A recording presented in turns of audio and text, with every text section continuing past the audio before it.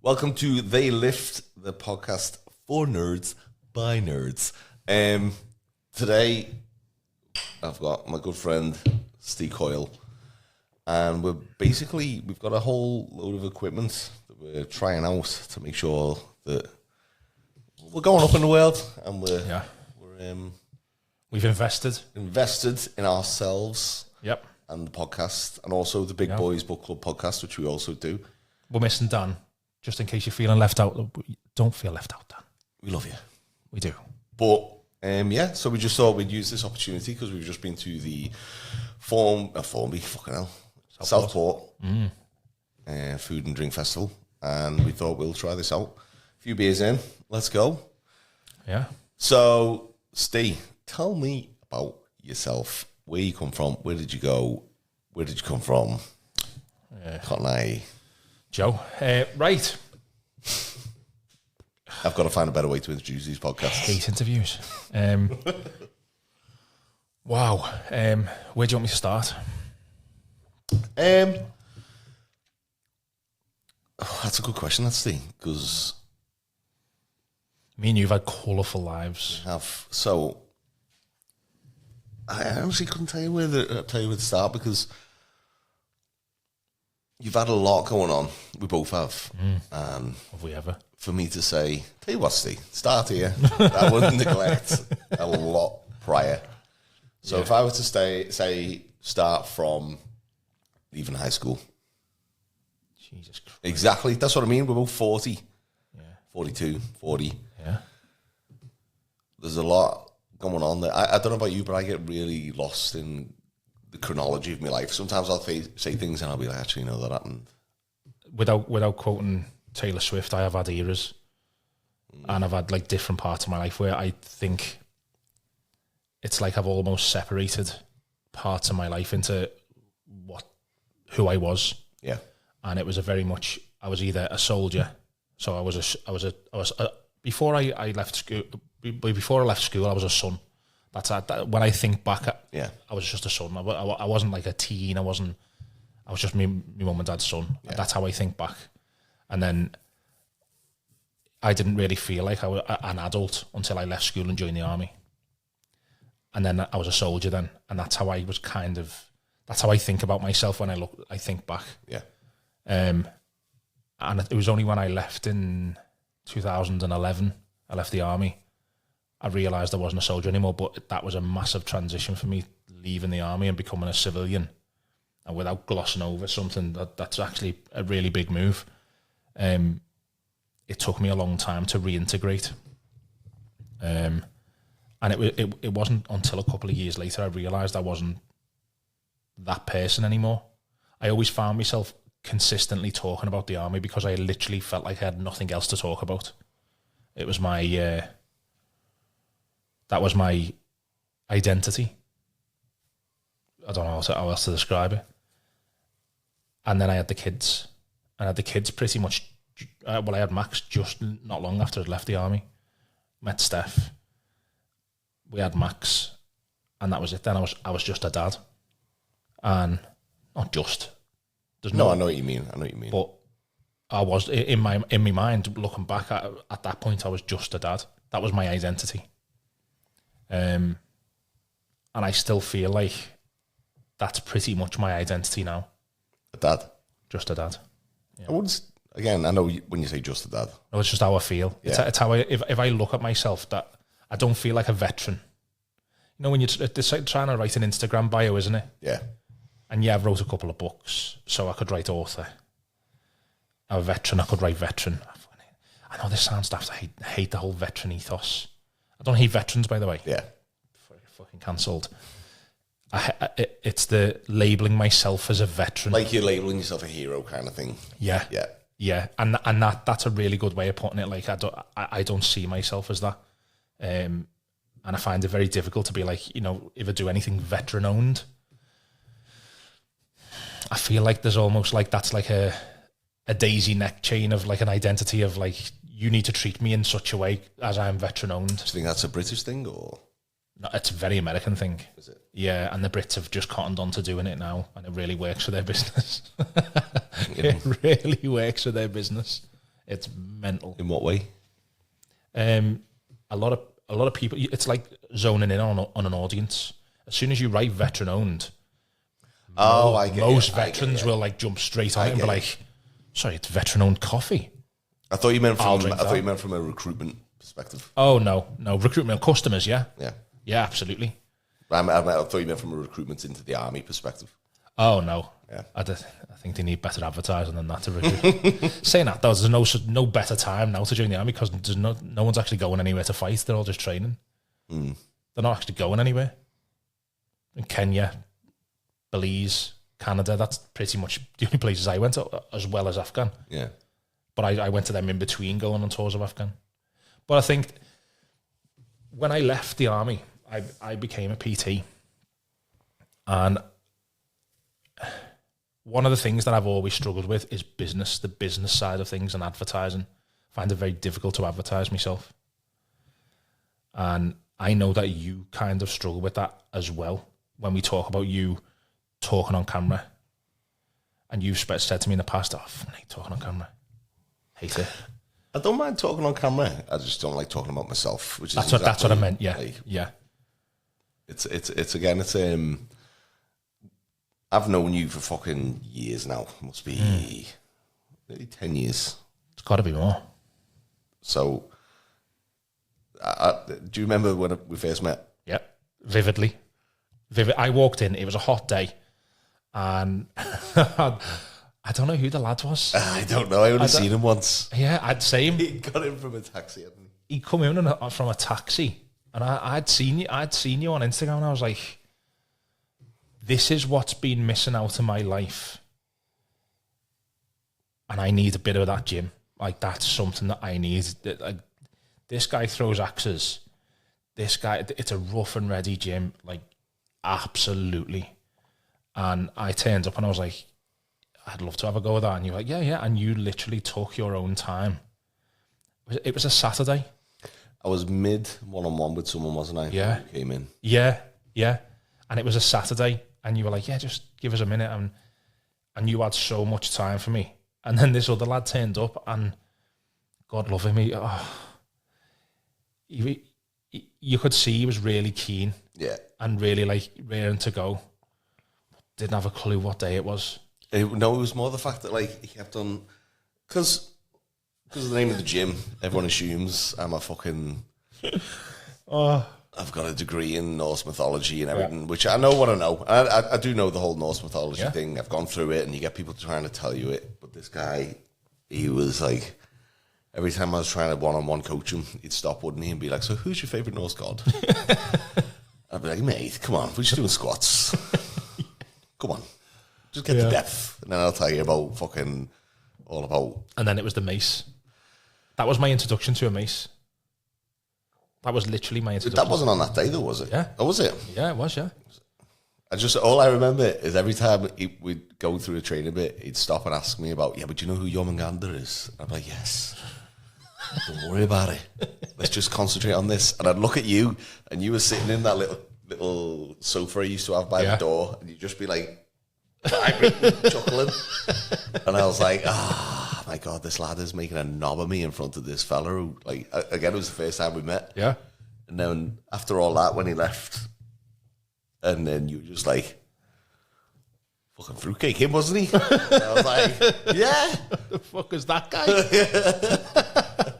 I was like, oh my God, that was the most stressful hour of my life there. But yeah, that was the first time we met, and that was when I thought, I like this guy. He's on the same wavelength. Same. And it was that. So I come from a position of going from job to job to job, and I'd stopped being a PT. Did you, sorry to interrupt, when you got out of the army, did you go straight into being a PT? Yes and no. So I did, because I had, as with anything I learn, I've done many things since leaving the army, and I do it with vigor, and I do it with confidence, and I do it with such overarching confidence that I fully believe that I can do this 100%. 100%. I can't, but I fully believe I can, and I give it a good go until one little hurdle hits me and I'm like, fuck this, I can't do this now. And the only thing I've ever done that with is being a PT, but I didn't have the business acumen to be able to carry on like going, and I also didn't have the finances or the money to keep me sustained while not earning enough money to sustain my life.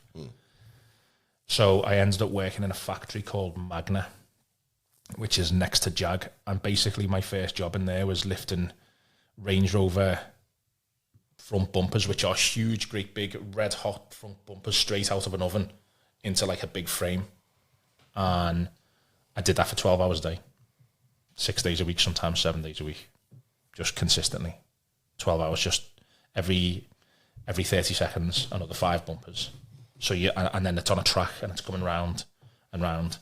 And I did that for about 8 months, 9 months, while doing PT and on the side, while running. And then I run a little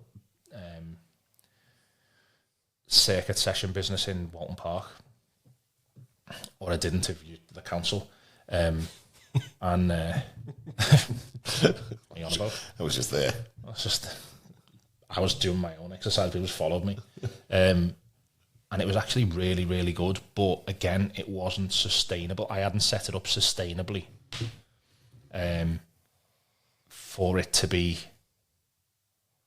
a viable business. I hadn't set it up sustainably. It probably could have earned me enough, but I was doing it with another lad called Billy, who was an absolute hand grenade of an individual. And I couldn't leave him on his own to do it if I had to do something else. And then when I got the job in Magna, then I had to just leave it. And that's been my pattern. I've always gone back to being a coach, and I've always gone back to training people, and I really enjoy doing it. But because I haven't had the business acumen to be able to make that on, it's always been I'll have a go until I can't financially sustain it, and then I've got to do something else. So I've ended up doing, the jobs that I've done since leaving the army. My mate Dan says to me all the time, he was like, "Oh, what job are you doing now?" And I say the same to him about cars, because he buys cars like that. Like, "Oh, what car are you driving now?" And it's just a running joke. You must have a mad CV. Depends what job I'm applying for, really. Because CVs and bullshit, aren't they? Let's be honest. Yeah, I know. Absolutely. I found my fucking, I was clearing out my spare room, and I found my record of achievement. You ever read through your record of achievement? I've got one. You never got one? I've got one, but I haven't got one. I didn't keep it. I am ashamed that I did, because I read it, and it was like, obviously they're asking you as a teenager, what are your accomplishments? And I was like, I have assisted in the papering of many walls. And I was reading like, oh my God. So what are your hobbies? I like to go to the cinema with my friends. And I was like, oh my God. Well, it wasn't fucking reading books, is it? No, it wasn't. But like, I just, my whole past record of achievement and CV thing, I think I probably had like 2-3 jobs, like before the gym. Whereas you've got like... Do you want me to list them? Go on. Fuck. So, Magna. Then I went into Jag. I worked on the line in Jag, basically polishing. Do you know all these off? Can you name every job you've had? Yeah. Go on. Polishing discrepancies out of paint on Evokes coming past on a line. I then went to... I was a trainee / area manager at a bakery called Greenhalgh's, which is a family-run bakery, but they've got 63 stores. Work that out, family-run. It's a big family. Absolute abysmal pay. I've delivered for Amazon quite a few times. That was always like a go-to, because it was so easy to get into, because they literally take anyone and they just hand you a van and be like, go on, here's like however many parcels, this is how much you get a day, happy days. And I jumped in and out of that. I worked as a assistant store manager at Hugo Boss. I don't know how I got that job. I fell into that. I bullshitted my way into that, and then left there. How would you get into assistant manager of Hugo Boss? I applied for it on. It might have been Monster then, or Indeed, or something like that. But what past experience did you have to get the job? I was an area manager of a bakery. Yeah, I used to look after like 4 bakeries, 4 little shops. Sorry to interrupt. No, it's fine. It's a really good question, because again, it's like, I've applied for jobs and I've flaked. Yeah. And they've been like, what's your experience? I'm like, I've got none. Didn't know you could just lie. 100%. Because then when you lie in the interview, the only thing they check up with is, okay, what's your references? How many times have you been my reference for a job? I know, that's true. So you're an enabler in this situation. You've enabled me to walk into... Yeah, but surely... I know, Steve. Surely there's more to that, though. He's a great mechanic. If I go for a job as the fucking manager of the showroom of Jag, yeah, and say, this is my reference, Steve Coyle, and then they phone you, surely they've got to check up more than just like, hey, is he who he says he is? And then you go, yeah, he is. Like, all right. Yeah. Done. How have I got this far in my life? Genuinely, it's, if you get an interview, it's very easy to get a job once you get in the interview, because all you have to do is tell them what they want to hear. So you work out the buzzwords. So you do a little bit of research before on the company, and you find the buzzwords that they want to hear, and then you just tickle their ego, and that's it, done. And the area manager of Hugo Boss at the time, a fella called Rod, he was just like, you know, and he was like, can't believe you're wasted in a bakery. And I was like, I know. Yeah, I've got so much to give. Like KPIs, I'm all about KPIs. Know what a KPI was? I was going to say, what's a KPI? I couldn't tell you now what a KPI is. I know what a KPI is, but I don't know what it stands for. Something key point indicator or something like that. That's what I'm guessing anyway. But I literally, like, I bullshitted my way into that job, and I was found out. I was. Yeah. But I could sell. So because I could sell, and this is the most ironic thing, because I had such little self-belief, I couldn't sell myself in advertising. But if you give me a product, I can sell a product, no problem. So I basically, in these interviews, ironically sold myself in these interviews and got into the job. But then, because of the little self-belief when it comes to being a coach and stuff like that, it was... Like, I look back and it was part of it, I think it's because I've never been that, like, gym queen, absolutely ripped, toned abs kind of PT that everyone envisages as a stereotype. The visual aspect of a PT. I know what you mean. Well, like, and I've had comments off people. So one of the comments, and she'll probably never watch this, but she said to one of my clients, why are you training with him? He's just a fat PT. And then they told me. And I was like, wow. And that should have been water off a duck's back, because she was a fucking big pudding. But it destroyed me. Yeah. And at the time, I was fucking quite lean, to be fair. And it destroyed me. It destroyed my confidence. I've had that before where someone said to me, you don't look like you own a gym. Right. And it was like, ugh. I don't know what it is about it. Like, it's not like we've got a massive ego that it needs to be fed, but it's like I think that's part of it though, because I wouldn't. Other people might tell me different, right? But I feel like I'm a confident person. Yeah. I feel like I can go into a room and I can speak to anyone. I'm a confident person. Some people might misconstrue that as a big ego. I don't think I've got a big ego, because I can check myself. I've been told a couple of times. My ex's brother-in-law told me I'm not very humble. And then humbled him very, very quickly. But he's the only person that's ever said to me, you're all ego, you've got a massive ego. But me and him didn't see eye to eye, so I was like, okay, well, that's fair. Like, if that's your opinion, that's fine. I think because because we don't have a big ego, I think it fucking hurts more. Yeah.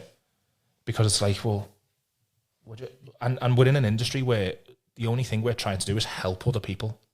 So when you get dragged down or someone shivs you, and you're like, oh. Yeah, it's like, fucking, I'm trying to help someone here. Yeah. And that's all I'm trying to do, make other people healthy and happy. I'm not saying this to suck your dick because you're in front of me, but it's like, I've never looked here and be like, he doesn't, why would it?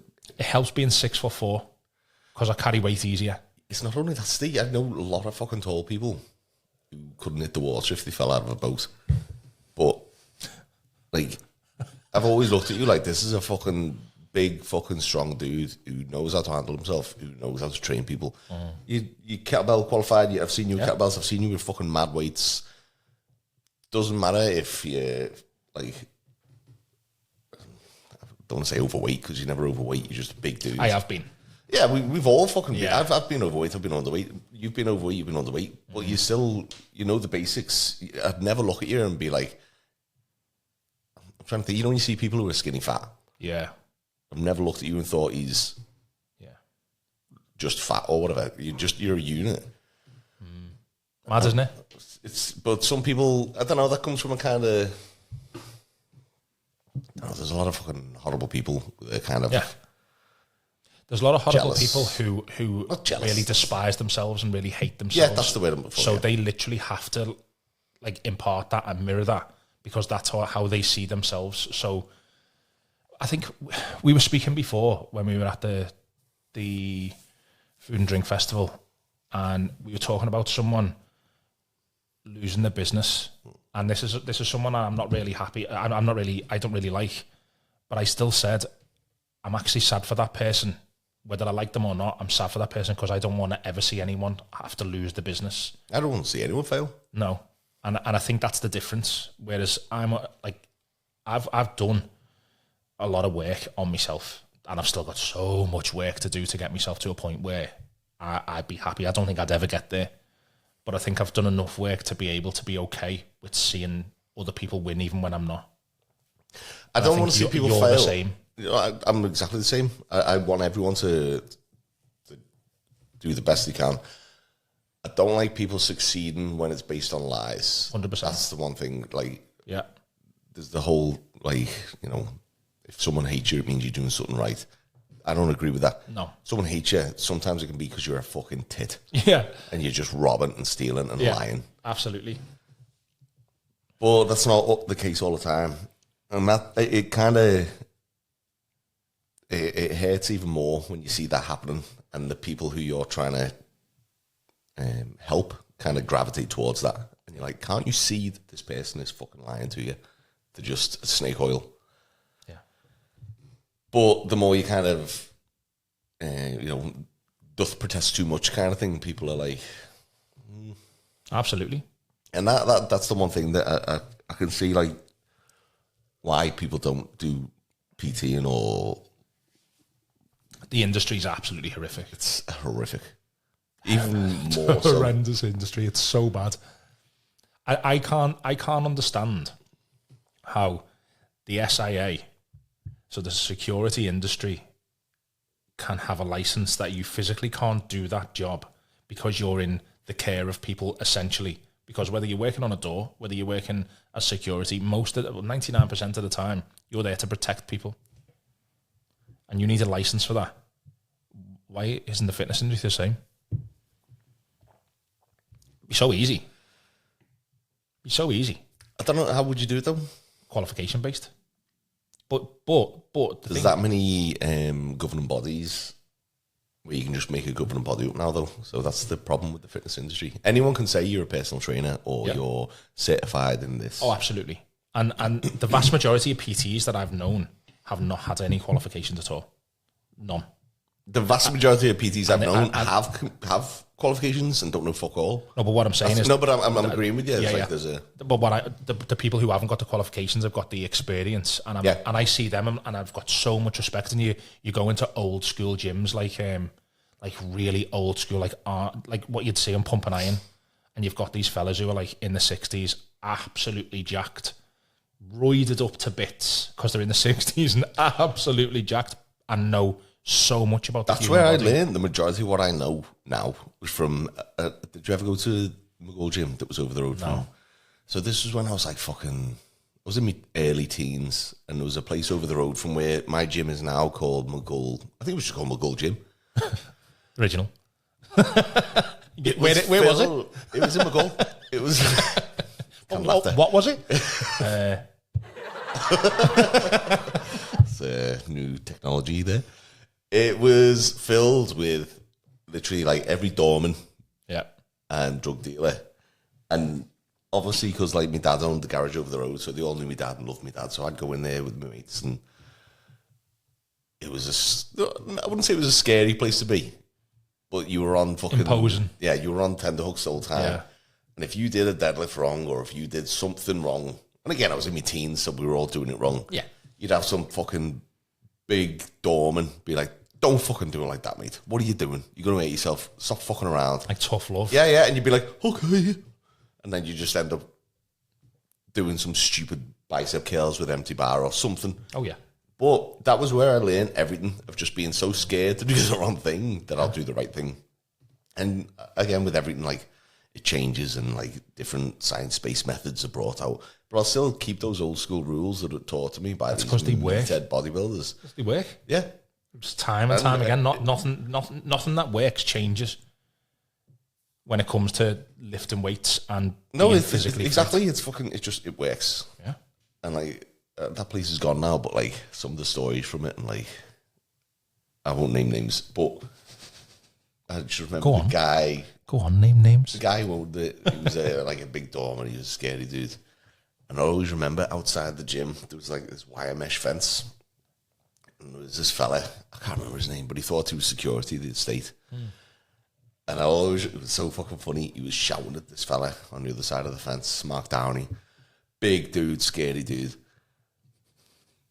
And he's like leaning up against the wire fence, shouting at Mark Downey, boom, punches the fence to this fella, and the fella just goes on his ass.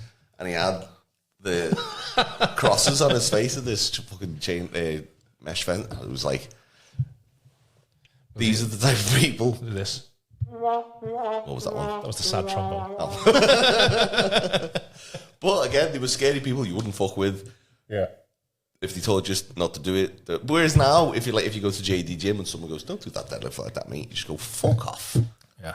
And that's why it's changed so much that you can't learn from gym culture now. You just kind of film it and then post it. Because these gyms still exist. You've got Boulevard Gym down in Bootle. Coyle owns that. Lovely, lovely man. Genuinely lovely man. No, but what kind of gym's Boulevard? How you've just described. Then these gyms still that's exist. What I mean. So I mean, like, I'm more on about the JD gyms and absolutely. all that shite. If it cost you between 10 and 20 quid to go, don't bother. Absolutely not. Yeah. It's the people that go in there, and do you know what it is? They don't have a capacity. They will never have a capacity. So at 6 o'clock when you go into somewhere like that, you are not going to be able to use a piece of equipment. No. Not only that, the PTs that are in there are walking the floors just trying to get business. And they're all fighting, and not one of them, most of the time, has a fucking clue. And I'm not speaking... Or a fucking peck on their body or anything. Oh, built like a pepperoni. Yeah, my favourite thing at the moment is going on the different Pure Gym profiles. Do you know what I mean? And you watch the PTs. I know exactly what you're talking about. And it's like, oh my God, how are these people? Yeah. And that's, again, like you said about how, like I know loads of PTs with qualifications who don't know fuck all. Absolutely. And it's horrendous, and it kills me a bit inside every time I see it, to think that, like, am I, like, am I taking greasy bills here? It's just like, it's, honest to God, insane. It's because it's not, what's the word? It's not tracked, it's not, nobody is looking over it. There's no, like, drop-in testing to be like, all right, let me just check, you know what you're talking about here. Not one client, not a single client that I've ever trained, and I've probably trained 150 people, if not more, since the time I started coaching. Not a single one has ever said, can I see your certificates? In all fairness, I've never said to someone doing an MOT, can I see your certificates? Yeah, when I've took my car in, it's just, there's a garage there, it's open, and he does MOTs. On the sign it says MOTs, so I just take my car in. It gets to a point where you're like, I want to take it to someone I know now. Yeah, yeah. Or someone says to me, go to them. They're really good. Mm.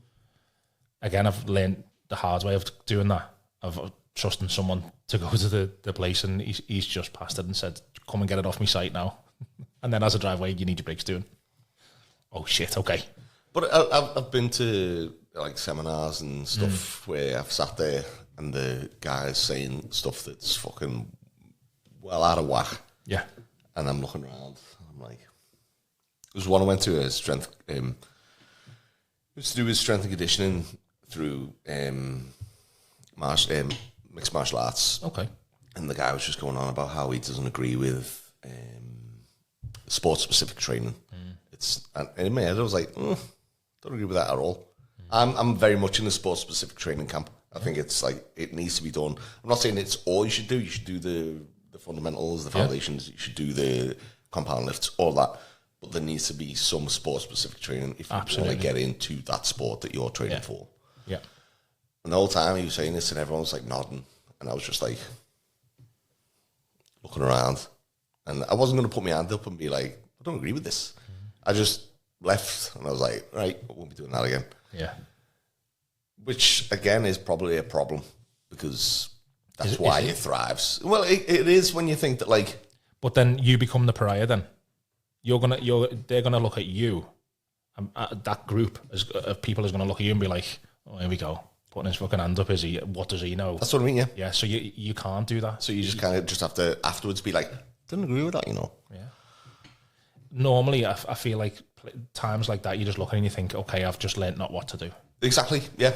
And you hope that other people pick that up, but not a lot of people do. People are gullible. People are hugely gullible. Sometimes they'll go with people based on the name, based on the fact that their mates are going, based on the fact that they've got a bit of a name. We both know people in this industry who've got a name because they've named themselves that thing, and they are snake oils. Snake oil salesmen, and they will just do what they can to get you through the door, and then since then it's like, okay, well, got you now. I'm gonna talk shit for 6 hours. So it's one of them. I think that's the industry as a whole. It's a money spinner, and if people can make money from you, they will. Once they've got your money, they can say what they want. Yeah, you can always ask for a refund, but no refunds. No refunds. Check the door. Yeah. Don't make me tap the sign. No dickheads, no refunds. No blacks, no Irish, no dogs. We haven't got that sign. That's not on my gym. No. Everyone's included. Love no dogs. Dickheads. Always dogs. Always dogs. No caravans. No, I think I want to talk to you about your life because you've just asked me loads, and to be fair, I haven't even spoke about mine that much. But on a serious note, one of the biggest things that I've always taken from since the day I met you is it's kind of like being drip fed with shocks one after the other. So I've got this vivid memory, and it's just one thing after another that you've done over the years, and it just makes me laugh every single time. The first thing is, I think a letter came to the gym, and it's like, I think that's for you. No, that's for me. It's like, no, it's got your dad's name on. No, that's my name. What? Like, no, my name's not Lloyd. Well, yes, it is. Everyone calls you Lloyd. It's like, no, that's not my name. No, that is my name. And I was like, fuck off, Lloyd. Like, why are you trying to like wind me up? That's not my name. And I was like, what the fuck? And I felt a bit like I had to go and like sit in the shower. It's just so when someone phones me up and asks me name, if they ask me real name, then I go, nah, not me, mate. Because I probably owe them money, or they owe me money. I just didn't. If they owe me money, then I didn't have you down as a Rupert. No, Rupert Keith. You look like a Keith. My name's not Rupert. It's Rupert. I choose death. No, my name's John, and it's just because my mum called me. Have I just dead named you? Is this a thing like what trans people do? Have just dead named you? I've just outed you? Yeah, I'm not. That doesn't bother me. Just everyone kind of figures it out, but. Yeah, but I didn't until you said it, and I was just like, and I drove home with no radio on that day, like I've been lied to for like the last like 6 months. I just don't tell people because it just, I don't know. It was a whole thing that like because my dad's called John, so I was called John, and then I mean if you want to be really technical, my real name is William. Fuck off! See what I mean? Every single fucking time. I didn't know this. That's true. On me band as a baby, it's got William John Lloyd Kenwright. And then when they went to actually name me, that was true. When they went to name me in the book, my mum was like, drop the William. Even though it had already been written down, it's to drop the William. So then it went to John Lloyd Kenwright. And then, because me cousins are called John and John, they kept on calling one of the Johns John Jr. And so my mum didn't like the fact that I might be called Junior. Right. Or John Jr. So she was like, just call him by his middle name, we'll call him Lloyd. Because it was already in print. So yeah, just call me Lloyd. And then every time in school, because obviously you got to sign me up for my name. Yeah. And every time there's an award ceremony or something, they'd be like, It was always a certificate of participation. It was never like the wooden spoon. Yeah, it's like, thanks for coming, John Kenwright. And you're sat there like, not me. Well, no, I'd just walk up to like a crowd of like, who the fuck's that? And I'd walk on the stage and we'd be like, that's Lloyd. And like, no one would clap because everyone's still befuddled. And I'd just be like walking off with me certificate of participation. And that's why no one clapped. And everyone would be like, yeah. You tell yourself that, buddy. It's because they didn't know my name. And then, yeah, so... There you go. There's some applause for you, just in case you needed it. You can see this becoming a problem, this soundboard. And yeah, so that was my name. John. Captain John Kenwright. And everything that goes with it since, everything. So that's the first shock, right? Second one is you sprinkled in, like fucking Salt Bay, into a conversation that you weirdly... Just like, yeah, I'm a helicopter pilot. I was like, hang on a minute. What? And yeah, so I fly helicopters. You're a mechanic. Because at the time, was that when I first met you? That was like a couple of weeks after we were talking about something. You were like, yeah, I fly helicopters. And you said it with such, like, beigeness that it was kind of like, everyone's a helicopter pilot. You said it with such, like... nonchalance, and I was just like, hang on, because you were still working in the garage at the time, so you were like moonlighting as like owning the gym, working in the garage, but then sprinkled into this conversation that me and you were having in the entrance, and like, yeah, fly helicopters. And I was like, fuck off. I'll be honest with you, the reason why I always kind of blase over that is because it was a failed endeavour, which like... I don't think that can ever be labelled as a failure.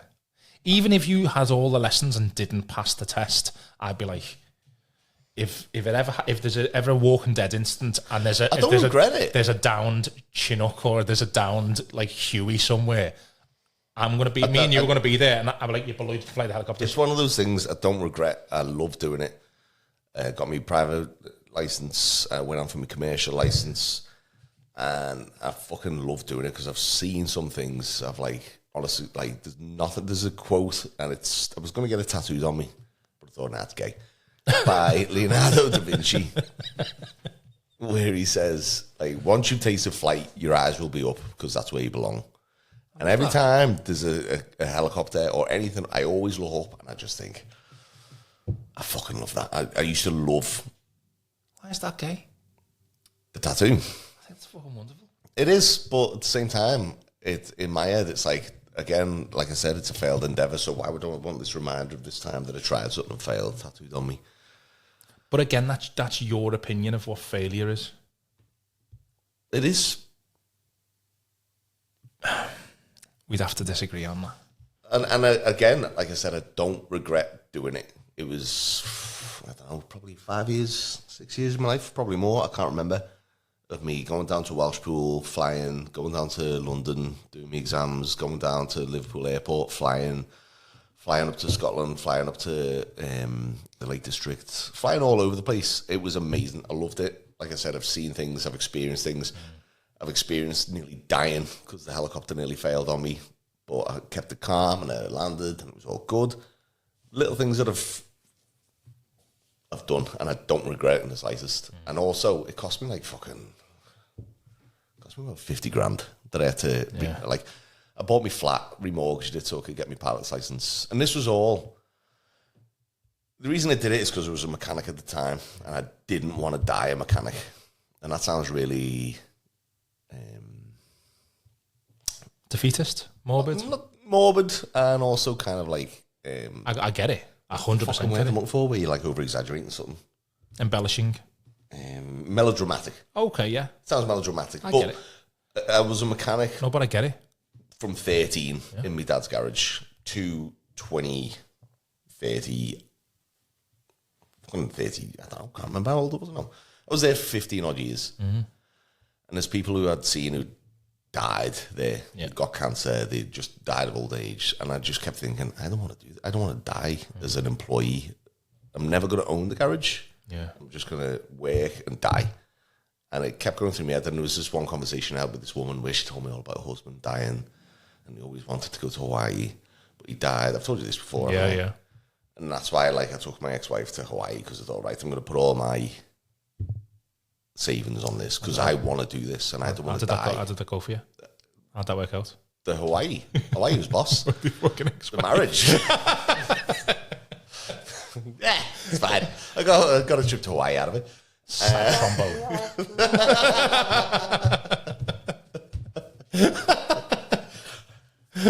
And so I always just thought I've got to get out of this, and so I kind of went through this phase of doing anything that I could to get out of it. Yeah.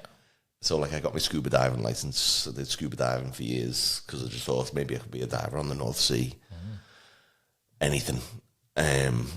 And then that kind of fell apart because the guy was. You always kind of you got to do scuba diving with someone. Yeah. It's a buddy system. Yeah. And me and that lad ended up falling out. So I kind of was doing it on my own, but it never worked. So I just abandoned that. I got my license for it. I did me fucking kayak license just because, maybe I could do this. Yeah. I got me like level 2. It's not a big thing. It's not like a world achievement, but I did it because I thought I want to do it. Yeah.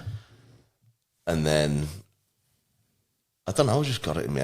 Like, as a kid, whenever you're a kid, you always look up wherever the helicopter is. And so, you know what? I want to fucking try that. So I went to Welsh Pool. Yeah. And without speaking out of turn, I don't think where me and you grew. So my mum and dad didn't have a pot to piss in when I grew up.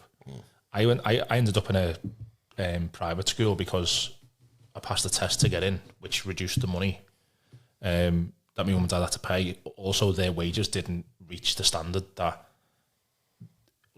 meant they paid full fees. Mm-hmm. Even going to a private school in an affluent area, I didn't know anyone who would eventually be they'd be doctors, lawyers, stuff like that, but not helicopter pilots. And I don't know, without speaking out of turn, where you grew up and in McGull and places like that, there's no helicopter pilots around there. No, I knew a few fixed-wing pilots, but I don't know any helicopter helicopter pilots? No. But that was the funny thing as well, because I had to go down to London to do my exams and stuff. It was always filled with, like, again, rich, affluent people whose parents were paying the way. Etonians. It was either filled with them or it was filled with the ex-army people, the ex-military, who were being, like, and they were sound. They were fucking brilliant. Yeah. It was the fucking rich folk who didn't want you there. They didn't even know, because I never opened my mouth, because I just thought I can't talk around these people. Yeah. And I always remember it was so fucking funny. I was sitting there in the CAA headquarters as we're waiting for the exam, and there's these people like, "Oh, I flew into Liverpool last week, and no, he was saying he wouldn't fly into Liverpool. He said, I'm not flying into Liverpool. I'll come back with my plane with the wheels on bricks." And then he'd all start laughing and taking the piss out of Liverpool. And I was just sitting there reading, and I was like, and then eventually as it went on and went on, I was like, gotta be honest with you, mate, it's not actually like that. It's not that bad. And they all kind of like stopped as soon as I opened my mouth. Like, I was only joking. I was like, no, I'm not asked. I'm just telling you, it's not that bad. Like, oh, and then like, when the conversation and it was just quiet for the next 15 minutes, I was like, I should ruin the atmosphere there by opening my mouth. I said more than that. It was just like, yeah. But yeah, and that was what the whole thing was. And then again, when like eventually got to a point where, because like the CAA turned into EAA, and every time there was change of money, change of hands, and it was just getting so much money tossed about when I'm also like married with 2 kids. Yeah. And I just thought, I can't do this. I can't keep sacrificing all this for me trying to do this. As much as it was a dream for me to get out of the garage, I just thought, I can't do this because everyone's paying for my thing. And then I just packed it in. And then started with the gym. With a wooden dumbbell? With one wooden dumbbell. Oh, barbell, sorry. Barbell, yeah. Made out of a bit of, what's it called? What's the way called? Wood. No, but it wasn't. You get it from B&Q. It's a round stick. Well, like a pole, like a brush pole. Yeah, but it's got a name when you get by balsa. No, that's only little. I can't remember the term of it. But anyway, I got a telegraph pole, cut it up, stuck it on that barbell, and that was the first bit of equipment. And then from then I moved on. And then so I was 50 grand down from my pilot's license. I had to quit that and then open the gym. And then decided that, the gym was doing really well. I knocked through next door. Yeah, because that was like a workshop, wasn't it? It was a woodwork. Yeah. Yeah. Where he renovated like antiques and that. Yeah, he was boss members. He's my brother-in-law. Yeah. He used to do like church pews and everything. It was that good. Yeah. And then he moved, so I got his place, knocked through the wall. Again, it was doing well, so I spent the last of my fucking savings to do upstairs to the mezzanine. Mezzanine. And then COVID happened. Which we didn't train in the gym when COVID happened, did we? No, we didn't. We didn't work in the gym when COVID happened, if anyone asks. But the COVID happened, and then they were like, we'll reopen in, I don't know, what was the first thing? They said like 5 weeks or something. Yeah, it was something like 5 or 6 weeks, yeah. So everyone got put on... Furlough. Words are going out my head here. And what's in there? it's just lemonade. And then when the... Same. When they were saying about bringing everyone back in the garage... They're like, okay, we'll bring you back from furlough, but we're going to stagger you so you're not all in. And I was like, you know what? Fuck it. Yeah. If I don't get out this garage now, I'm going to die here. So I'm going to use this as my chance to get out. And so I went into the gym, took it full time, quit the gym. And my wife at the time fucking hit the roof. Because it wasn't like a let me go home and discuss this. It was like I see my opportunity to be like, I need to get out now, and this was it. And I hadn't thought about it prior. It was just literally there. It was like, we'll do this. And I was like, tell you what, give my house to someone else. And in my head, I was like, I'm free. So, and then I got home and got the fucking shit ripped out of me for quitting the job, which I get. I don't think it was for quitting the job. I think it was quitting the job without saying nothing. Yeah, probably. But let me ask you this question: what was the difference between the Lloyd who gave up the opportunity of the helicopter for his family to giving up the mechanic's job for the opportunity of the gym? What was the difference between them two Lloyds? I think it was just a bit more defeated toward the end. You had no other options. You were out of options. Yeah. I just thought like the giving up the piloting for my family was literal. We can't afford. I was stealing to feed because I was that fucking broke. Yeah. And which is a bit of a killer because the affluent lifestyle that comes with being a exactly. Everyone thinks that was why I didn't like telling people I was a pilot, because I was like, I haven't got 2 fucking pennies to rub together here. I'm stealing from my mother-in-law and everything. Not fucking money, but like going through cupboards and like finding fucking food and be like, all right, just to feed me fucking kids. And it was horrible. I remember looking once and having like 20 pence in my bank account after the overdraft and me like, I don't know what the fuck I'm gonna do here. So that was that. I was just like, I can't do this anymore. Whereas me quitting the gym, the garage, to do the gym, that was just like, I was a lot more hopeful. Was that? I was like, this is going to go somewhere. I'm going to do this. Yeah. And then obviously they said gyms are going to be shut for 12 months. And I was like, if you had that thing that goes, fuck, you can have that there. But we'll do a rim shot. I was tempted to do laughter. But anyway, so then everything shut down. And then the only way for me to make the gym survive was to turn it into like a library.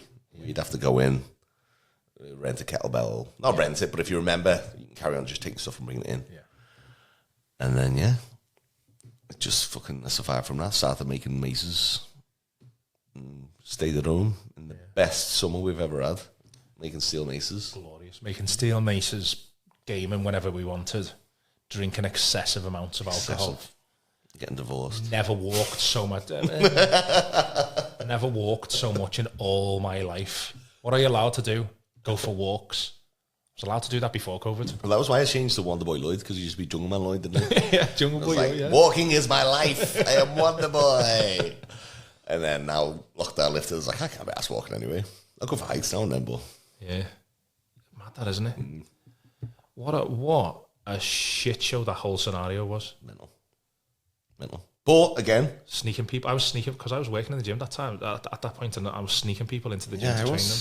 But like it was like shut us up, shut us down, get in. And someone phoned the police while we were there. Yeah. And I went to the door. They're like, "Are you in here training?" I was like, "Nah." Cleaning. Yeah. What's up? Can you open the shutters? No. Time. They broke. The client I was training was hanging in the toilet. Like, I honestly, like, it sounds bad, but I'm thankful for that time, COVID, because a lot of, like, shift happened. Yeah. And, like, if it happened, I wouldn't have met Beth. Everything wouldn't have come from that. Yeah. And, like, again, it was a fucking good time. Yeah, it was. And it was literally the hottest time. It's like someone had planned the weather. Yeah. It's like the lizards had programmed the weather to be absolutely glorious. There was not. That was the main thing. While everyone's kicking off, like the world's ending, everyone's dying, it's Walking Dead out there, and I'd be outside in the garden looking over my fence. Like, everyone seems all right. There's a bouncy castle over the road with a kids' party going on. I was gutted, standing in the Lidl when it all stopped, and some woman was standing far too close to me in the Lidl in the queue, and I felt like I wish we had social distancing again, because I can feel a breath down my neck. I hate that. And I think one of the big things for me was, so not many people know this. As Boris, the day he put us into lockdown, I put a 30 grand deposit on the house next door to my mum and dad's, paid it, and then he locked us down. So it got paid in the morning. And I was like, right, okay, sound. I'll get the keys in like 4 days. Nope.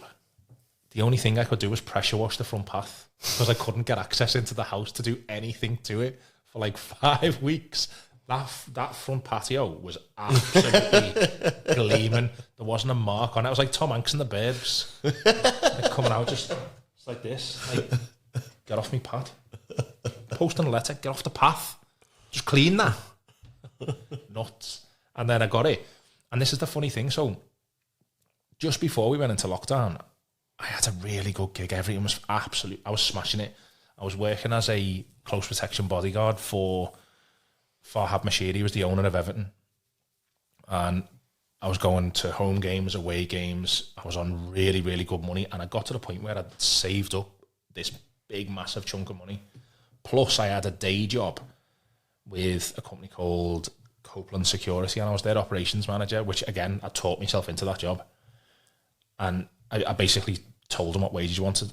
Kyle, the owner, lovely lad, really nice fella.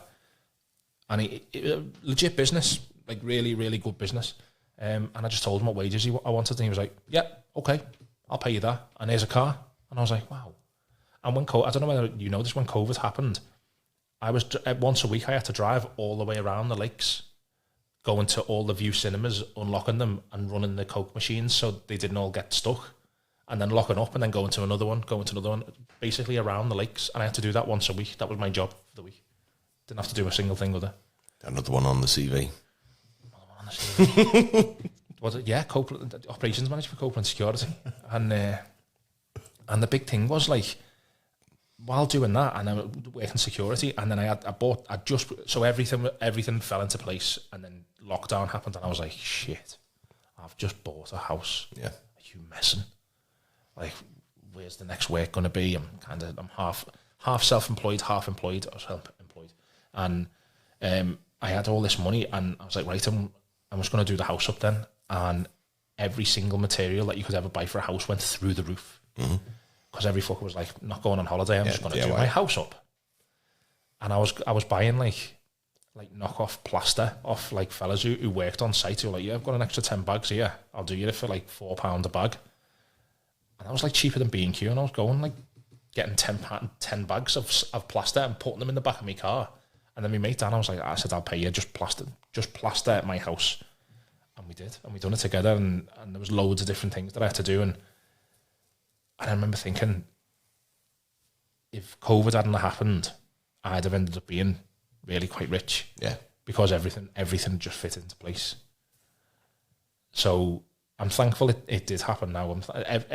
Everything that's happened to get me to this position now, I wouldn't change it. No, because I wouldn't be who I am. No, exactly. We've both been through fucking massive highs and troughs. Yeah.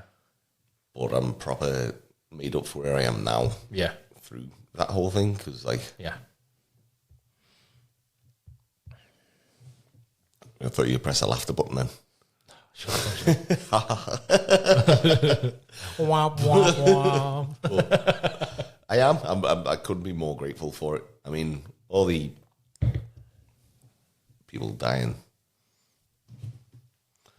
Oh no, they did die. The quote unquote wasn't. Did they though? Yeah, just flu.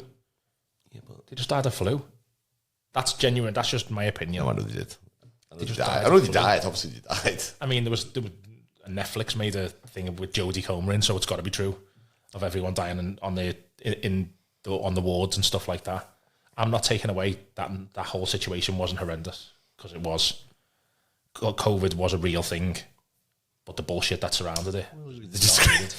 I mean, in all fairness, there was a time when I couldn't taste or smell a single thing. No, again, I had it as well. I had it. So it has to. There was something that got knocked about, like Bill Gates did last something about. But I just think the song and dance that was made out of it. It's mental. But again, like I said, I'm grateful for it because I got where I am today. Not to sound gay again, but like, you know, I've got like a boss little setup with my wife. Absolutely. Love, and it's come through it, and you know, gym's not as good as it. Not let me say it's not as good as it was. It was shocker before, and. Like we were saying at the beginning with PTs and with certifications, it kind of takes a bit out of your wings sometimes to be like, you see everything going on Instagram and that. And it's hard to build yourself back up to be like, right, let's get back to how it was. I think it was even you that told me about like, put your mask back on before you help other people. And it's hard to do that. And it is the thing with owning a gym. I know I'm going everywhere here because I'm trying to formulate my thoughts on it. We haven't got ADHD, apparently. The thing with owning a gym, and the person, someone told me this when I started, and he said, be prepared for people to leave your life. Yeah. And I was like, yeah, I'm not asked. You've told me that before. Yeah, it stuck with me. It's one of You gave me that advice. Yeah, as a PT. it really stuck with me. Be prepared for people to come in and out of your life. Yeah. And when you put that much like care into someone to be like, right, not for your own benefit. It's you need money because obviously you need money to live, so you're going to charge them, but you're happy to see them progress. And when they just go, see ya, and fuck off somewhere, you're like, oh, sorry, I thought we were progressing. And it hurts when you're a trainer or a coach. Yeah. And that's one of the main things I don't like, how people will just be like, thanks for everything, I'm going somewhere else. But you can't begrudge them because everyone's got their own financial problems, different things. But also, you can't also not take it personal. I think if you didn't take it personally, you wouldn't care. You wouldn't care. Yeah. You wouldn't be good at the job. It's the PTs that are like one in, one out. Yeah, are like bell feed the clients in and out, and they're the type of ones who will stand on the phone while the other one's just on there on the treadmill, warm up on there for 5 minutes, and I'll see you in 5 minutes. That kind of thing. And you're okay. There's time and places where people do have to just come in, jump on the treadmill, just get warm. We're going to work legs today. Just warm your legs up a little bit, and then we'll do the exercise and stuff like that. That comes with like people that you know. So like say you were a brand new client and had someone who was a client that had been dealt with for ages. I'd be like, do us a favour. These are brand new. Just going to go through some stuff. You know how to warm yourself up. Just sort that out while I just go through this with them. Yeah. I get that. Yeah. And I'm all right with that. It's just, I don't know. It's hard to explain. For me, the industry, if you're not good at advertising, as in if you're not good at the social media bullshit side of things, you're not going to get very far. No, you're not. That's the other job. You've got your PT or your coaching, and then you've got your social media side, and that is the side that fucking kills me. Yeah, because there's some people who are so fucking good at the social media side and so horrendously fucking garbage. It takes me back to school of the cliques of the popular kids could never do anything wrong and everyone loved them, and because I wasn't one of them, absolutely fucking not. I wasn't. My mum and dad didn't have a pot to piss in, and I was a bit of a dickhead in school, so I wasn't one of the popular kids. So I always had this. It wasn't envy or jealousy. It was more of a case of I can see straight through them, but because they've got a few quid, their mum and dads have got a few quid, they're automatically popular, because that's what it was like in my school. And I used to look at them and just think, wow. And I've seen them since. I've seen there's a select few and there's a select group of people, and I've seen them since, and I just think, how the fucking mighty fall? Like, I was looking at someone now. on Instagram yesterday, and I was like, "How was I terrified of you in high school?" Yeah, mad, innit? You fucking nonce. I was just like watching him, like, how was I fucking so outed someone? I didn't say his name, but Say his name. no, but it is Voldemort. Not allowed to he say. shall not be named. But it is. It's like it baffles me how people cannot see it. The part of me thinks Perfect pour, that, by the way. it is. There wasn't a fucking fly in it. Protein. There's like a little tiny fruit fly in it, and it's gone down the bubbles. It's fruity, yeah, it's fine. Yeah, it's fine. There's part of me that thinks that people do know this when you're going through school. People do know that they're fucking weasels, but there's like a automatic fear of, I'll like them because everyone else does, and if I don't, I'll be then the one who gets chastised and gets ostracized out of the group. But I know that, but I mean more like in the modern now. It's the same thing with like a lot of coaches and a lot of practices going on where it's like, can I tell this person that they're full of shit, or is everyone going to jump on me and tell me that I'm a bully? And I just think I'd rather just go in my back garden and feed me chickens.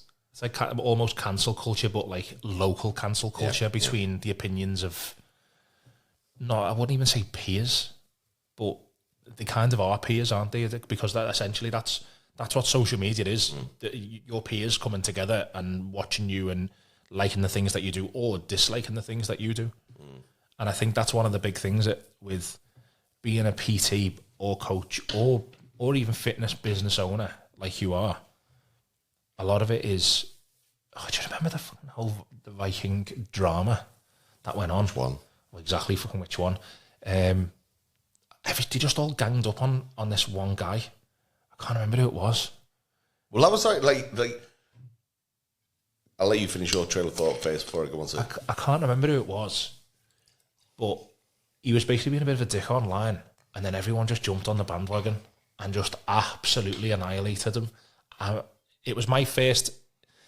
That was my first thing where I think it was you... Or was it you? I don't know. Someone said to me, you've got to be careful with the Viking community. They can be quite fucking ruthless. I'm sure it was you who said it to me. It's... Might have even been Dan, when we were at that fucking cave rave. The fucking cave rave. The thing with the Viking community, which isn't actually as prevalent now as it was. Yeah, it's died down a bit, hasn't it? Like the reason my Instagram took off is because I kind of just got into it at the right time.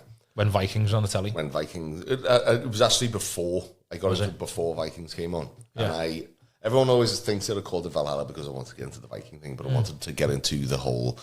Let's get people to train, I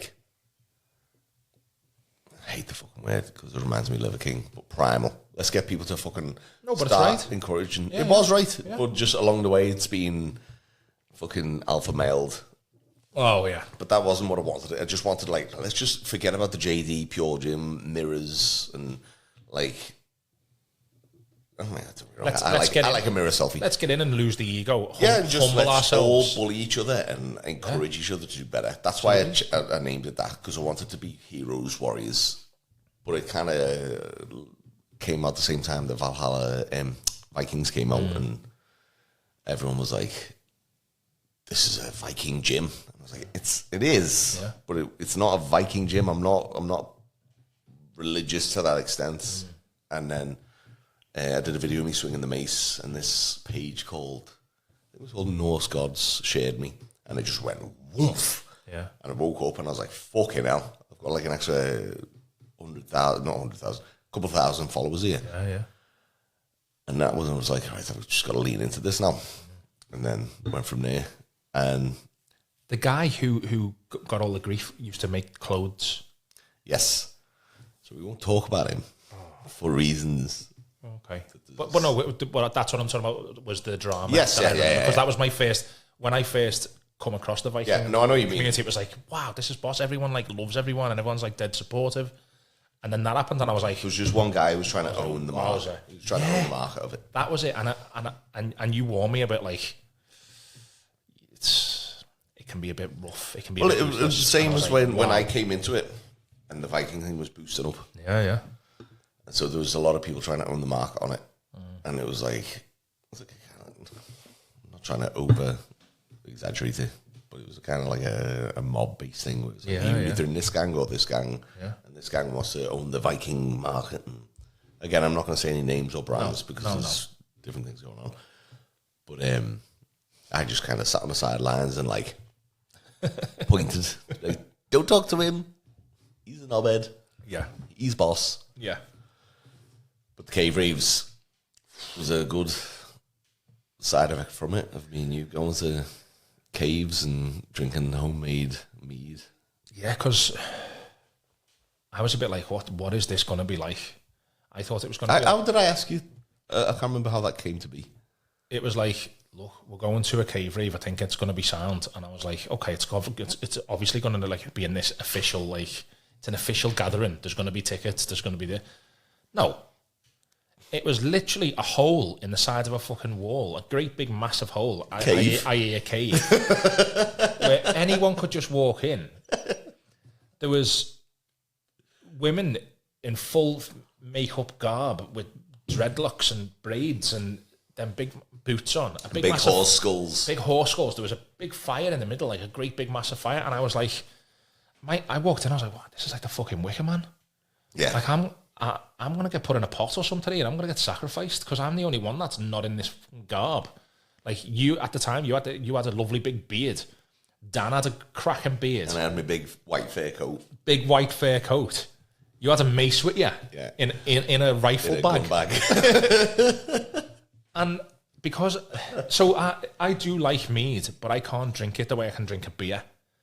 So we took some bits, so like our own drinks and that, and then people were passing around drinking horns full of home brew mead.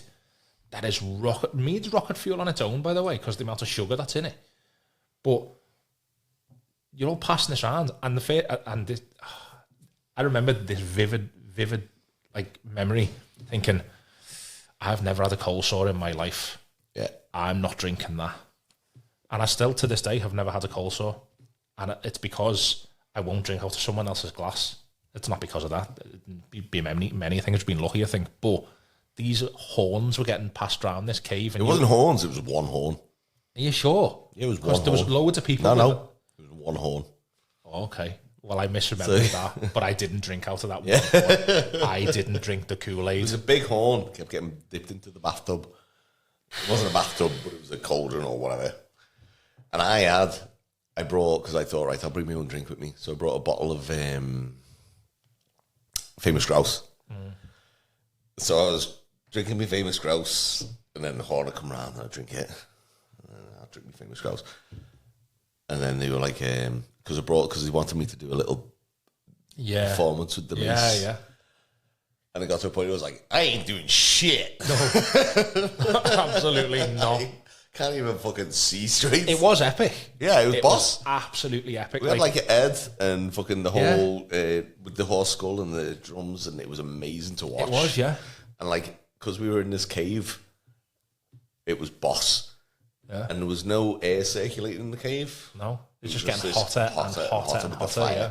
And everyone was proper in their fucking screaming and primal, and it was me, you, Dan, Sarah, and Ed, and it was nuts. Yeah.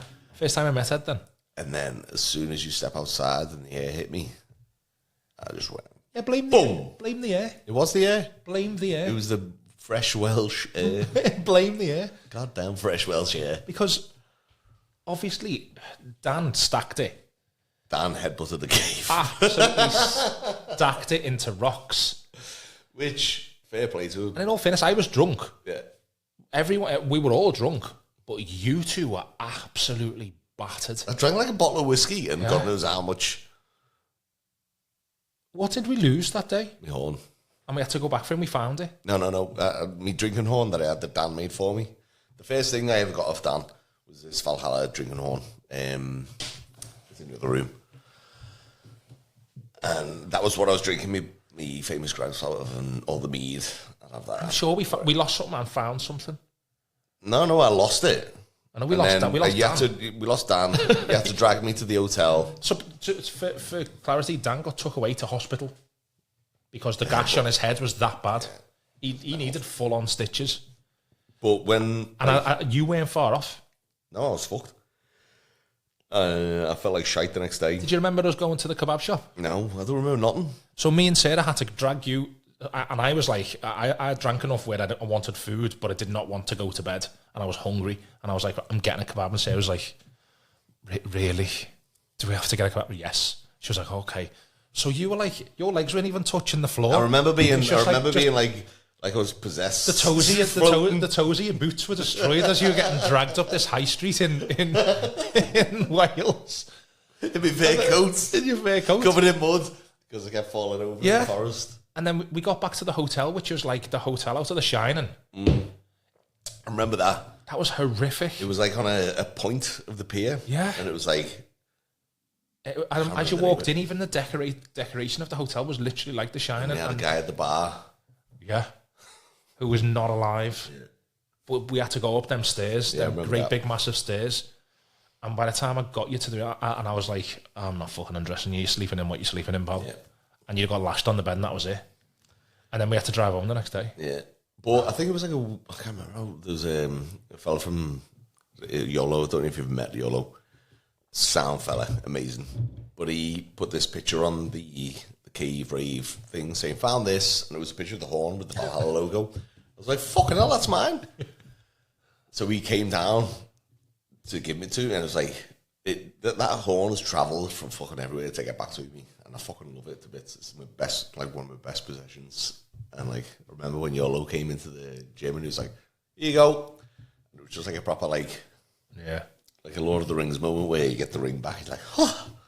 It was a mad fucking day. But yeah, it was a fucking crazy time. That was a crazy time. That wasn't, and do you know what? It was such a good night. It was such a good night, and I don't think you can recreate them nights. No, I think they had another one. I can't remember. Maybe they can then. No, again, like the Viking kind of.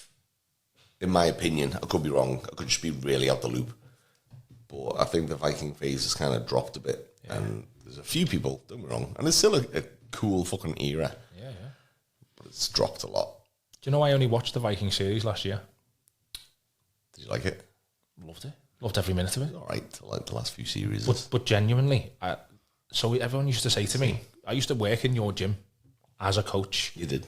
I was there. And I loved it. But that's one of the things that I've always been forever grateful for, because it was so hard to get started. And you were like, don't pay me, just come in. It's there anyway, don't pay me. I've never met another business owner who would do that. 100%. I didn't want you to pay me, I wanted you to succeed, that was it. Yeah. And again, the business acumen side of things, and then trying to like build the money side of it. And then... I like seeing, like, not fucking pat myself on the back. That's because your arms aren't very long. They're not. I had trouble then. If you've seen it, that's because you're too tight. On the back of the head. Stretch off more. I just like seeing other people. To my own detriment, I just like seeing other people succeed. But I don't think that's to your own detriment. It is. It's not. Financially, maybe. Yeah. But as a fucking human being, what the kids now call aura farming, you do something good and you can like gain aura. Apparently, that's what they call it. Yeah, I know it is, because like I coach kids jiu-jitsu, and they're like, "Oh, coach, what's your aura level? Are you aura farming?" And I'm like, "I'm gonna fucking choke you out." This is what I want to talk to you about, because I remember when you first started doing the jiu-jitsu, and you were like, "Come and have a go at it." I was like, "It still kills me, Steve, that you didn't stick with it." It's not for me. No, let me speak about it though. Sorry. Because I think I've got a really fair fucking adjudication of what jiu-jitsu is. Yeah.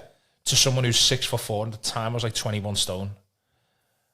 And I've never really been a pugilist. I've done a bit of boxing years ago, and I didn't really enjoy that. I'm not really a fighter. I can handle myself, but I'm not a fighter at all. And to be thrown round like a little kid's blankie by a 17-year-old is one of, if not the most humbling things that a grown man, dad of two, can go through. And I was like, I'll go back once and I'll give it another go. Wasn't for me. I just think that, like, you're built for it, Steve. You'd be a fucking menace. I can be a fucking menace now. You want to see me in Tesco? You want to see me on the meat aisle in Tesco and there's only one chicken left? I've seen you on the meat aisle in Tesco, Steve. Poor Margaret that doesn't get a look in. I'm just saying, like, you'd be a menace. I should huge. You're built. That's all I'm going to say. But I'm not going to, because again, it's not for a lot of people. It's very uncomfortable sport. It's very close proximity sport. And I've seen you knock fuck out of people after getting stabbed by a pen in the bum. Sorry to bring that up, but fine. It's one of the best things I've ever seen. Of like, I fucking know this fella. Yeah, that video was circulating for a little bit. Yeah. Divulge on that or? Sorry, I don't know if you wanted me to bring that up. No, that was two scenarios. But the one I remember seeing it though, and I'd be like, I fucking love this man. No, that lad was from Crosby Way, and I knew him. I worked on the doors on South Road. I can delete this if you want me to. No, it's okay. Delete the stab bit. But I'll talk about, because I don't want to talk about that. But only because the kids watch it. The kids might watch this. Why would they not want to know that the dad's a fucking hard knock? Maybe. Do you know anyway? Yeah, exactly. Do you know when he's outside of the rooms? They'll get it. Well, Steve, I would fucking... I'd love you to be my dad. Because, like, you fucking... I couldn't keep you in the protein that you eat. I'd have to get 2 jobs. No, I'm saying. I would love to be like, fuck hell, my dad fucking did this. Oh, I appreciate that. Yeah, I do, and that's a really nice thing to say, and that's. But I remember seeing that video, and I remember being like, fucking hell. Well, the story behind that was the lad had literally, like, he was known for carrying knives, and I used to fuck him off in South Road as well. And then I was working on Modo, and he tried to come in and said no. And then one of the other lads, not knowing who he was, let him in when I was doing something else. And I just turned round and seen him with a little knife in his hand trying to stab someone in the head. So I've just mowed in and just give him a right hook. And that was it, because my instant thought was not to try and grab the knife, not to try and do anything other than just take his head off, take this lad's head off. And he was just fast asleep. He was absolutely like... He was snoring, and you can see on the video, I just go and sit in the booth and just take anything, because I think I've killed him. Maybe he's telling me that. Lost my license, I've killed him. And I just sat in the booth just like, oh, fuck's sake. I fucking killed someone. And I think that was the mindset that I was in at that moment in time, was just like the gravitas of something like that. Because that place of Concert Square seen so much fight week in, week out. Every night there's like, you were breaking up fights constantly. I had someone try and put a Stanley down my back, split me coat in half. Yeah. And someone trying to bottle me. It was that, and that's all while splitting fights up. And I think you become so numb. You become because it's such a reactive job, going from that and then being a close protection operator to, as in a bodyguard, that's a proactive job. So what if the shit hits the fan while you're a bodyguard, then you've lost already. You've literally, like, the program of The Bodyguard, where he's running around rooftops with a fucking gun, and he's left his client in the car shitting herself. Like, that's never going to happen. Yeah. That's Hollywood through and through. Like, I've looked after some really high profile clients, and the last thing you do is leave them. Why would you leave them? Ridiculous. You're there to look after them, but if the shit's hit the fan, you've already lost the scenario, because you haven't been able to pick out the key signs and indicators that something is about to happen. And I've still got good mates who are still in the industry and are unbelievable operators.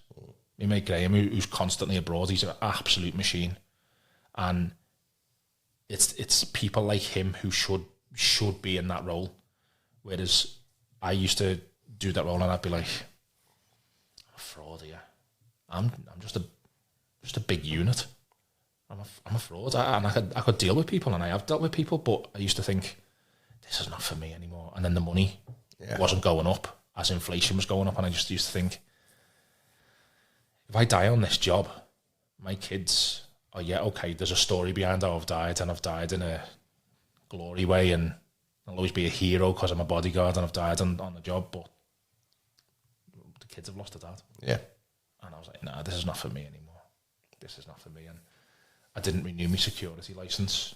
And I just thought, because the security license was always a backup for me, of if work wasn't doing great, You can still. I can just jump on. Yeah. I can jump on and earn a few quid. And that was a big indicator for me, was like, you need to actually settle down now. And it sounds daft, because as if I wasn't being a dad, and be the dad that you should be, of be there, be present, constantly in work while the kids are little. I still regret that now. Still regret it now that I missed loads and loads of time of them being little. Yeah, but that's something that everyone's going to have. Yeah. It's not a unique thing to you. Oh, I know that. And I'm not saying it as in like trying to steal something away from you. I think I totally agree. Like, yeah, like that's a normal thing for most dads. Because we have to work. Because you have to. So like, I'm not trying to steal that thing away from you, that you shouldn't feel that. I'm just saying it's a normal thing. And no, because I know you felt that. Well, yeah, because again, it's not a normal thing. We've all felt it. Like, you've got to work, you've got to do this. And it's a horrible thing to reflect on, to be like, I've missed certain things, which is why we have the attitude that we have now. Yeah. Where it's like, I have to allocate this time. Yeah. So like, it doesn't matter. We're both at a period where it's like time over money. Yeah. And it's like, I'd rather drive my kids to school and pick them up than get a job that pays me X amount. What do you think changes that in a man? For me, it was seeing people die. Or people around our age. That has a massive effect. That's been an absolute killer. Because when I lost mates in the army, and it didn't affect me as much as it recently has. Yeah. It has an effect. Even more so as it goes on, especially with Ian passing away. That really fucked me over. But before then, I don't know. I think I've kind of just had. I've always had this thing that like I wasn't going to live past 40. I don't know why. But it's always been in my head that like I'm going to die at 40. I haven't treated my body so well. I've done things to it. I've gone through things with it. And I've always just thought, 40, I'm dead. And then when I got to 40, I just thought, fucking hell, I hadn't planned for this. So I'm going over it now. And that wasn't a candid look. I'm just looking at the time of how long we've done. Well, speaking of time, I just feel like I'm on overtime. Yeah. So I've got to make the most of it, of being like, spending the most time I can with my kids and my wife. And it's... Everyone always, like, I don't know, some people look at you to be like, why did you think you were going to die at 40? But I was just convinced that I would. It's a feeling, isn't it? It's not even a thought process. It's just like, I had a fucking breakdown on my 40th birthday. And not in front of anyone. It was just like, I had a bit of a kick-off. Like an introspective. Yeah. Yeah. And it wasn't like crying with the bottle of Prosecco or anything like that. It was just like, I was just like, fuck. And then since then, I've had a real kind of sense of mortality, where I just try and spend as much time doing what I want with who I want. Yeah. And like, I spoke to you about it the other day, where I'm not afraid to just cut people off now. If you piss me off or I don't like you, I'll just cut you off, because I haven't got time for that. I'm going to spend time with who makes me feel good. Yeah. And I feel good for it. Yeah. And then with other people passing away along the time, you feel like, right, I've got to just amp this up now. I'm not here for long. I'm here for a good time, not a long time. And my good time is spending times with people who I love. Yeah. And I think that's really important. I think it's I've always chased money. Always chased money throughout my whole life. And last year, at the end of last year, I had a lovely win. And I walked through town and it was in December. I walked through town, and I stood there and I thought, and this wasn't like egotistical or bravado or anything like that. I thought, I can buy anything I want right now. The kid said, I want this, I can buy it. Don't even have to say no. There's enough money in my bank that I can say yeah to absolutely anything. And I got home. I was on my own in town. Went to buy a few presents, didn't buy a single thing, didn't spend a single penny in town. Well, I just paid a tenner for parking. And Thieves. And I got home and I sat on my mum's couch and I broke down and sobbed. And I was like, this is too much pressure. I mean, I was like, what? I was like, this is too much pressure. I've never had this amount of money in my life. This is too much pressure. I don't know what to do with it. She was like, just put it and save it. I was like, no. I don't know what, I feel like I need to do something with it. There was too much pressure on me. And I felt like I needed to just give it away, just get rid of it, and didn't want it. Yeah. I'd rather be, there's an old saying, and I don't even know whether I've made this up. Swamp monsters love swamps. You told me that. I don't know whether I made that up, because I've spoken to people about it, and everyone goes, what are you on about? Never heard that in my life. I've got this self-help diary that I had from when I was going through shit. Yeah. And that is written on nearly every page because you told me it. Yeah. Swamp monsters love swamps. And we will always go back to the pain because we're comfortable in the pain because it's what we know. Mm-hmm. And I got to a point where I was like, I don't want this money. I'd rather have no money and struggle a little bit because it's what I know, it's what I'm comfortable in, and it's what's been normal to me. Mm-hmm. And then I just done little bits of it, and so the kids will be all right. When I go now, the kids are going to be all right anyway. But I got to a point where I was like, when I go, I want my kids to be like, wow, my dad done all right there. He's looked after us there. So once me and my dad have gone and I've gone, the kids won't even have a mortgage if they don't want one. And I've won. I've won now. Like, that's me done. And it's like that feeling of being horrendously scared of passing away and not leaving a legacy. Because that was one of the first things I said when I first went to therapy, proper therapy with Mark. And I said, I'm so scared of not leaving a legacy, not leaving anything behind, and just leaving this planet and leaving this universe. And once 2 or 3 generations have gone, I'll be forgotten about. And it sounds like that sounds like it's ego, like a woe is me kind of, like, I want to be remembered, look at me. But it's not about me, it's about making a difference that lasts. It's like they're saying, good men plant trees knowing that they will never sit in the shade of it. Yeah. And when I first read that, I was like, I need to do something like that. I really need to create something and do something. So no matter what, if I go, then there's something left behind. Then there's something good, and I've made a difference. What would you say before that runs out? What would you say, because we're going to finish up? 30 seconds. Go. Do you reckon? What would you say is the best thing that will be part of your legacy? Kids. That's pretty much it. What else do you want? I couldn't tell you what else that I want. I mean, I don't know. So I just want my kids to be happy, not even financially, which is a good thing, don't get me wrong. But I just don't want them to be as messed up as I was or am. Wholeheartedly, I'd say my answer is exactly the same, and we can go back to right at the beginning of the podcast when I said I felt just like just a dad. Yeah. Never just a dad. No, exactly. But that's a good thing, to be just a dad. Yeah. Cheers, mate. Oh, yeah. Love you, bro.